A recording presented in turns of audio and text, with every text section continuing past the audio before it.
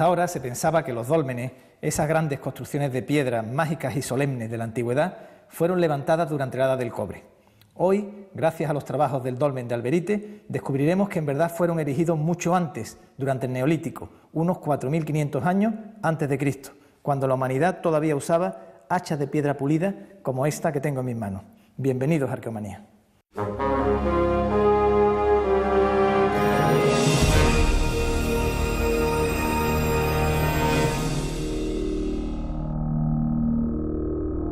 El megalitismo en la península ibérica ha sido un fenómeno plagado de dudas desde hace décadas. Se le atribuyó un origen mediterráneo, pero hoy en día esta hipótesis está en tela de juicio.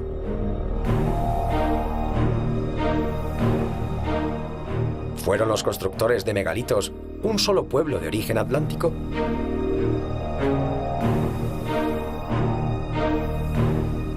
Los megalitos del sur de España se construyeron en el quinto milenio antes de Cristo, unos 2500 años antes de las pirámides de Egipto.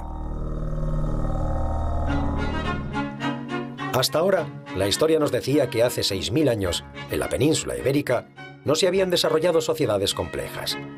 Aquellos hombres habían abandonado la caza para empezar a establecerse en los campos y cultivar. Eran muy primitivos, tribales, desorganizados. Todavía faltaban 2000 años para ver una sociedad formalmente constituida. 2000 años para acercarnos al desarrollo de otros lugares del mundo mediterráneo. Es un monumento muy destacado, de unas dimensiones, como he comentado, muy importantes. Es un dolmen de galería o largo corredor. Tiene aproximadamente unos 20 metros de desarrollo longitudinal y viene, pues, digamos, compartimentado por esta serie de jambas, ortostatos transversales que van marcando una serie de espacios hasta el espacio final de la cámara, que es donde está propiamente el enterramiento. Las primeras prospecciones, siempre llenas de dudas, anticipan algo maravilloso. En la campiña gaditana ha aparecido un dolmen de dimensiones extraordinarias. Estamos en 1993 y un grupo de investigadores jóvenes, pero con las ideas claras, por así decir, con un método en mente, se hacen cargo de la excavación. Todo se hace con rigor desde el principio, con paciencia.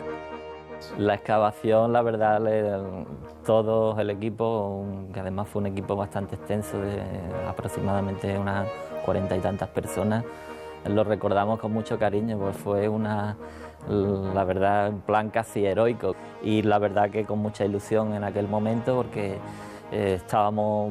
veíamos claro que era un monumento muy destacado, ya casi desde el principio, y sobre todo porque se nos ponía en nuestras manos la posibilidad de aplicar las metodologías de estudio del siglo XX.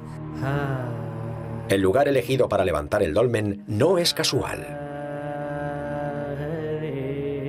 El dolmen está en un punto estratégico, en medio de la llanura, de los llanos de Villamartín, y hoy en día se puede ver los cultivos agrícolas que hay, es decir, el tipo de terreno que domina este paraje, estos llanos de Villamartín, es un material margoso arcilloso y es un tipo de suelo, un tipo de tierra de alta fertilidad. La cámara funeraria albergaba objetos de prestigio, suntuarios, objetos que la comunidad había ofrecido a los ocupantes de la tumba. ¿Quiénes eran los propietarios de esa morada eterna? El estudio antropológico determinó que eran dos individuos de sexo masculino, de sexo femenino, un poco mayor el hombre, pero en edades jóvenes como son las de esperanza de vida de esos momentos, ¿no?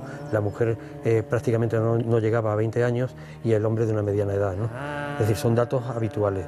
El hecho es que representan un ancestro común, que se identifican ellos con el ancestro de la tribu, con el ancestro de esa base de formación social tribal.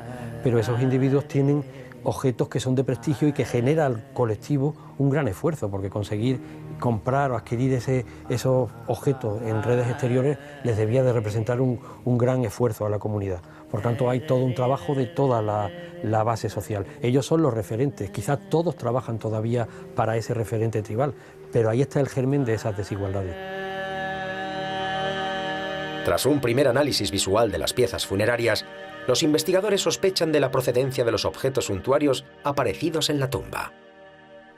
Entonces comienza el trabajo de arqueometría, un trabajo que se prolongará durante más de 15 años. La arqueometría, o arqueología científica, se fundamenta en el análisis químico de los materiales arqueológicos para establecer su composición y procedencia. En la Universidad de Cádiz, Salvador Domínguez Bella realiza este trabajo. En un primer momento se procede a una inspección ocular de la pieza. Después, se continúa el trabajo en el microscopio convencional. Las imágenes obtenidas, de una gran belleza, permiten una primera identificación de los materiales. A los investigadores de Alberite les llama la atención especialmente dos piezas, un collar de cuentas y un enorme cristal de cuarzo. Uno y otro, el collar y el cristal de cuarzo, junto al resto de materiales del ajuar funerario, se someten a la observación al microscopio para establecer su composición. El collar presenta cuentas, las pequeñas piezas que se engarzan para formar el collar, fabricadas con variscita verde. La variscita es un material exótico en esta parte de la península. Solo existen yacimientos al norte de la provincia de Huelva, en Gavá, provincia de Barcelona, y en Zamora. Cuando se analiza el espectacular bloque de cuarzo tallado, se llega a una conclusión sorprendente. Procede posiblemente de un yacimiento en la Sierra de Madrid. Esto significa que ha existido una forma de comercio o de intercambio de materiales entre comunidades humanas muy alejadas geográficamente, lo que lleva a los científicos a plantearse la existencia de rutas de intercambio.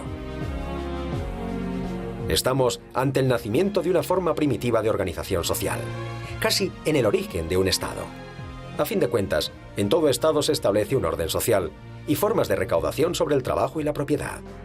Quizá la fiscalidad de entonces consistiera en aportar horas de trabajo o excedentes agrícolas. No se sabe. ¿Qué nos ha enseñado este dolmen en estos años también? Que los propios conceptos de la sociología, de la explicación de la sociedad, ha cambiado claramente. El tema es mucho más complejo y el tema marca una desigualdad clara. Quizá en relación a aspectos básicos, la propiedad de la tierra, que no todos sean campesinos, y esas especializaciones claras, ¿no? Puesto que fabricar varicitas, tallar, hacer las cuentas, tener expertos también en siles, expertos también en el propio ámbar, y los que mueven esos productos en esas redes son gente liberada del trabajo, puesto que en el inicio de las sociedades neolíticas todos son agropecuarios, ¿no? La propia construcción del dolmen reafirma esta tesis. Para ello es bueno hacerse una idea de la cantidad de trabajo realizada en el levantamiento del monumento. El dolmen presenta 35 ortostatos en los laterales, lo que vemos en los laterales, y hasta un total de 65 si contamos las piedras de cobertera que tapaban la estructura del pasillo del dolmen.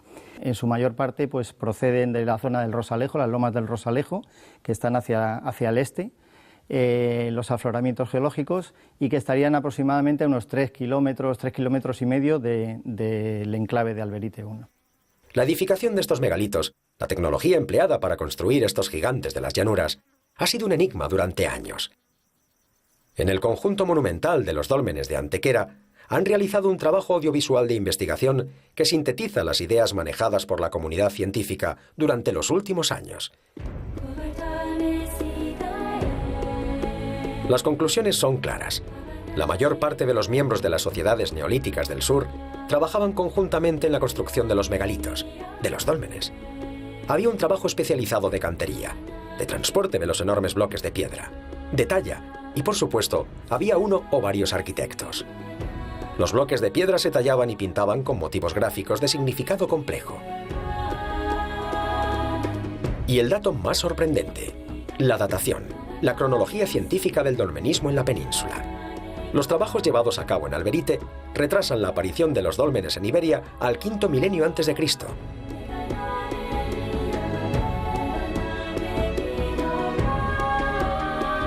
La cronología del dolmen realmente se ha hecho con pruebas clásicas de carbono 14 o con carbono 14 con AMS, y bueno, se ha hecho sobre materiales pues, como el carbón o el hueso de lo que se ha recuperado en el dolmen, y que nos han permitido pues, establecer realmente la cronología de este dolmen. En el momento en que excavamos Alberite se seguía en los años 90 analizando el megalitismo como oriental y con cronologías cortas. Por ejemplo, Menga se consideraba de la edad del bronce, del segundo milenio. Los millares estaban como siguen estando hoy, en el cuarto pasa a tercer milenio. Por tanto, la cronología que dio Alberite fue revolucionaria en su momento. Un 4300 quinto milenio antes de la era bastante fuerte, pero rápidamente lo vimos en el contexto atlántico. En estos ortostatos de Alberite se plasman hachas del mismo tipo que las de Carnac en la Bretaña francesa. Las conclusiones de las investigaciones actuales dejan claro que el megalitismo peninsular no es de origen mediterráneo, como se creía hasta hace poco. Su procedencia es atlántica. Estamos ante sociedades que trabajaban la tierra y estaban organizadas. Sociedades que empleaban sus excedentes productivos en un complejo proceso de construcción de tumbas, que intercambiaban materiales o productos con grupos humanos establecidos a cientos de kilómetros. Sociedades con una fuerte creencia en el más allá, con una religión compleja que todavía se está comenzando a descubrir. La península ibérica está plagada de megalitos por todo su territorio. Falta mucho por investigar.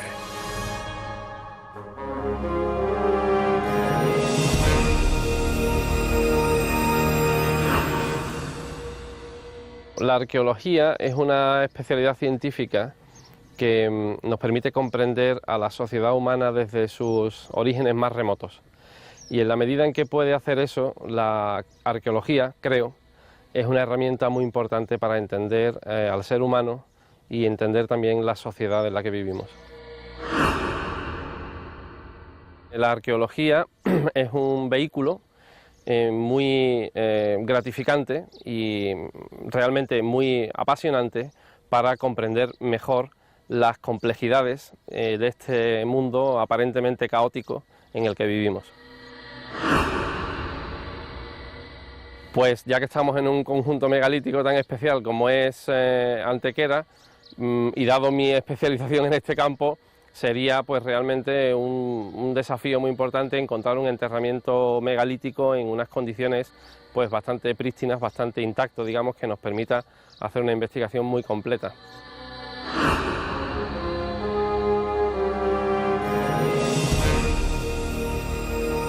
¿Tendría razón el historiador griego Estrabón cuando afirmó que los tartesios poseían leyes escritas en verso con más de 6.000 años de antigüedad?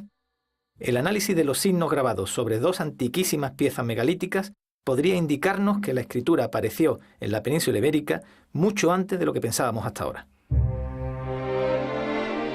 Las personas que construyeron nuestros dólmenes pudieron utilizar la escritura miles de años antes que lo hicieran los fenicios. Otras sorpresas más de las muchas que la arqueología nos tiene aún que proporcionar. Nuestra riqueza arqueológica es tan importante que no puede ser por completo expuesta en los museos. Así todos ellos tienen almacenes donde se custodian, se almacenan, se clasifican por los numerosos hallazgos que se producen de forma continuada. Nos encontramos en los sótanos del Museo Arqueológico de Huelva, donde vamos a estudiar unas piezas muy singulares que pueden significar toda una revolución en nuestra forma de concebir la historia de la escritura en España.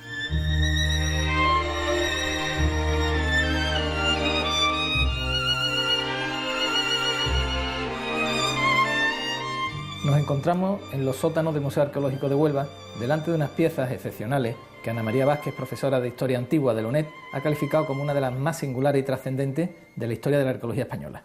Bueno, Ana María, me gustaría que me explicaras el por qué son tan importantes, qué vienen a decirnos estas piezas y cuál es la tesis que te permiten sostener pues, los signos en ellas inscritas. Pues la importancia de estas dos piezas que tenemos aquí delante es que en relación a las primeras escrituras que tenemos en todas estas, significa que estas son 4.000 años más o menos más antiguas que lo que tenemos aquí. Y esta es la primera vez que se escribe en la península ibérica. O sea que entiendo que si la tesis oficial y más habitual nos hablaba que los fenicios traen la escritura en el 750 antes de Cristo, tú mantienes que ya en la península había escritura 3.000 años antes de que llegaran los fenicios. Es una teoría revolucionaria, ¿no? Las mantengo porque esto tiene signos de escritura y esto tiene signos de escritura, es decir, como están también en contexto arqueológico y están perfectamente documentadas por el Museo de Huelva, que es donde estamos, pues es algo totalmente revolucionario, pero que cambia toda la historia de la escritura de Europa y de Occidente y de España, claro. La importancia que tiene esto es que tiene unos signos muy esquemáticos, muy alargados, que yo le llamo la escritura de Huelva 1, que es muy semejante a como escribimos ahora. Por ejemplo, tiene la L, tiene los ángulos, tiene la W, tiene la U, y eso para ser del 4000 al 3000, calcula del 3200 a.C., es una revolución total y absoluta. Pero no todos los científicos coinciden con esta teoría. El mayor, digamos, escepticismo que se levanta alrededor de esa pieza nace precisamente del hecho de que sea una única pieza. Es una pieza aislada que incluso si aceptásemos que tiene signos que representan algún tipo de escritura, pues resultaría, como se dice ahora, una evidencia aislada. Pero es que además resulta un tipo de pieza especialmente polémica, porque en los diferentes filtros que aplicamos para decidir que lo que hay representado en determinados objetos es escritura, los iniciales son también importantes, que pasan por distinguir que aquello sea intencionado, que siendo intencionado haya la intencionalidad de representar algún tipo de signos, que esos signos sean individuables, que cada uno de ellos haya sido trazado de un modo que lo distingue de los anteriores, que esos entre sí se articulen y que por lo tanto tengan valores que se oponen a los demás y que formen unos con otros algún tipo de lenguaje. Cuando los fenicios llegan aquí, la población hispana, prehispana, ya utilizaba la escritura. Ya utilizaba la escritura y además lo escribían en materiales que eran propios de este área, como es de lo que está fabricado esto, que es una arcilla local con gránulos de pirita. Esto es una revolución total y absoluta, que en Huelva, en el 3000 a.C., alguien supiera escribir. Esta escritura todavía no está descifrada, ¿no? No podemos saber lo que dice. No, porque bueno, la posterior de 4000 años después no está, que es la ibérica. Esto es un unicum, entonces lo que puede suponer es que son signos de comunicación. Tampoco se puede decir que sea una verdadera escritura, es que no se puede decir nada porque no hay punto de comparación con nada. ¿Cómo llegas tú a la conclusión de que son signos escritos? Tiene que haber una evolución, una especie de aventura científica, porque formulas una tesis muy rompedora. Y dos, ¿cómo es que la ciencia no ha visto eso antes? Cuando llegué al Museo de Huelva, en vez de empezar por donde todo el mundo empieza, que es por los fenicios, se me ocurrió empezar por el principio. Y claro, me encontré expuesto primero esto en un contexto del 4000 a.C. y luego en la misma vitrina me encontré la navercita y yo dije, estos son signos de escritura.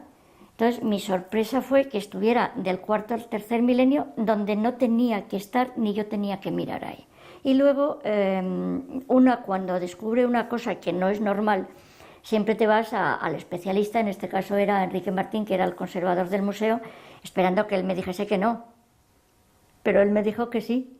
El alisador es una pieza del dolmen de San Bartolomé de la Torre, excavado en los años 30, y esta naveta, que es una pieza de una función indeterminada, posiblemente ritual, es del tolos de la Zarsita, de un dolmen circular excavado en el año 45 y la cronología es cuarto milenio antes de Cristo. Esta documentación corresponde a los materiales, al material de campo de Carlos Cerdán, que excava el tolos de la Zarsita, y se ve el interés que demostró por la pieza, por el cuidado y el primor que pone en dibujar exactamente los distintos signos que presenta la pieza. Son unos signos que parece escritura. Sí, pero él no se pronuncia, incluso aquí en estas acotaciones hace referencia al material, a la arcilla rica en gránulos de pirita, a un paralelo estilístico, etcétera, pero no se decanta. Y en la publicación que los grandes especialistas, los Leisner, el matrimonio Leisner y Cerdán realizan en el año 52 sobre los sepulcros megalíticos de Huelva, se publica asépticamente como signo, sin definirse. En los años 50 esto era una cosa, bueno, prácticamente lo es todavía, muy novedosa, entonces no hay paralelos para esta fecha, pero ciertamente les llama la atención. Los fenicios, el primer alfabeto, digamos, con 28 signos, todavía no tenía vocales, es de 1400. De lo que hay aquí, que son estas dos piezas excepcionales, te indican que aquí alguien sabía escribir y además escribía en una arcilla local. Curiosamente es un alfabeto completo. Yo no me atrevo a llamarlo nada porque los griegos los fenicios no descubren el alfabeto. Los fenicios en Ugarit lo que hacen es, en una tablilla pequeñita que está en el Museo de Damasco, pasan de los 28.000 signos que tenían escritos en cuneiformes, en cuñitas, pasan de 28.000 a 28, pero son signos cuneiformes. Lo bueno es cuando los fenicios pasan a esta estilización, que es escribir con estos signos, pasando de la escritura de cuñitas a signos lineales. Signos lineales que pensábamos que eran del año 1000, 1100 fenicios. ¿Antes de Cristo? Antes de Cristo, yo siempre estoy en antes de Cristo. Y de repente te das cuenta que 3000 años antes de esto, estaba esto escrito con esos signos lineales que se repiten en época fenicia. Es la pieza que hace chirriar el puzzle de la historia. Con esta pieza y con esta hay que saltar el puzzle y volver a empezar, porque todo lo que sabemos está mal. El origen de la escritura es un apasionante debate que sigue abierto. Corresponde a la ciencia determinar si finalmente pudo haber existido o no escritura en la península antes de la llegada de los fenicios. Pero mientras, deleitémonos con estos hermosos signos megalíticos.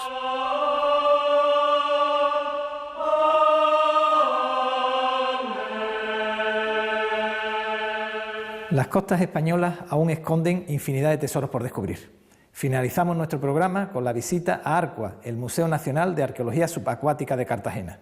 Y no olviden que en nuestro próximo programa vamos a continuar contándoles lo que ocurrió hace mucho, mucho tiempo.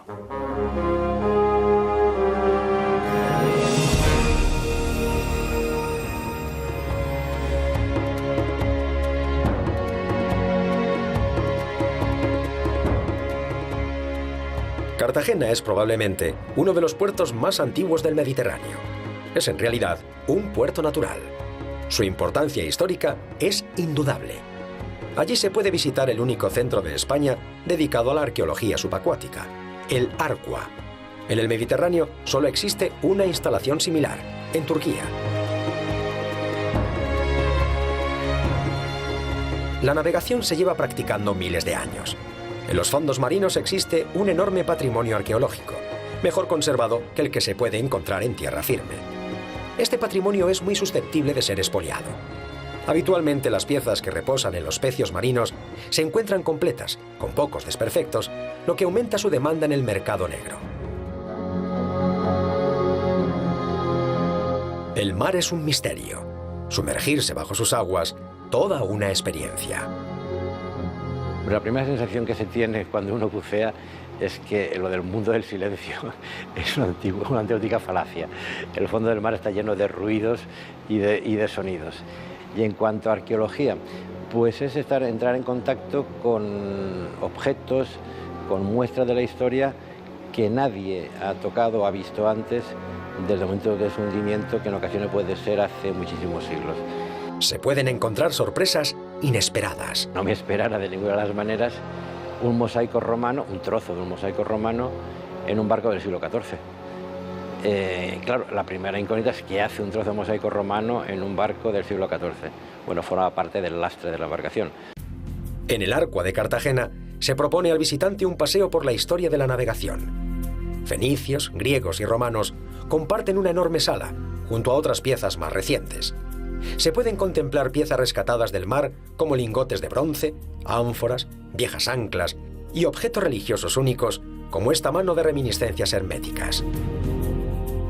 A cada época de la antigüedad se le dedica un espacio consistente en la reproducción de una embarcación tipo, la maqueta de un puerto y una colección de piezas, además de unas completas infografías que ayudan a los espectadores en la comprensión del contexto histórico. Desde el Arcua también se trata de explicar la complejidad del trabajo arqueológico bajo las aguas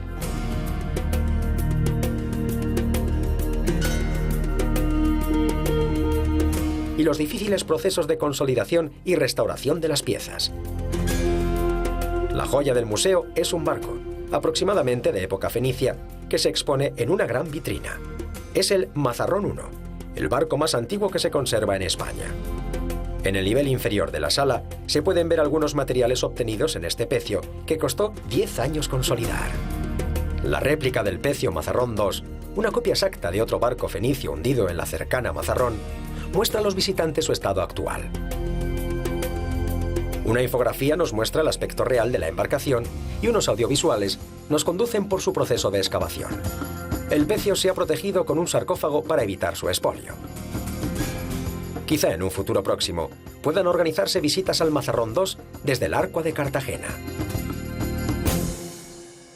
La costa española es un inmenso yacimiento arqueológico. El Mediterráneo, como consecuencia de su historia, acumula una gran cantidad de patrimonio cultural. Hemos encontrado una mínima parte, queda muchísimo por localizar. El Arcua de Cartagena se asoma al mar y al futuro. Es un elemento imprescindible para que los ciudadanos conozcan la importancia del patrimonio sumergido y la necesidad de protegerlo según los principios directores de la UNESCO.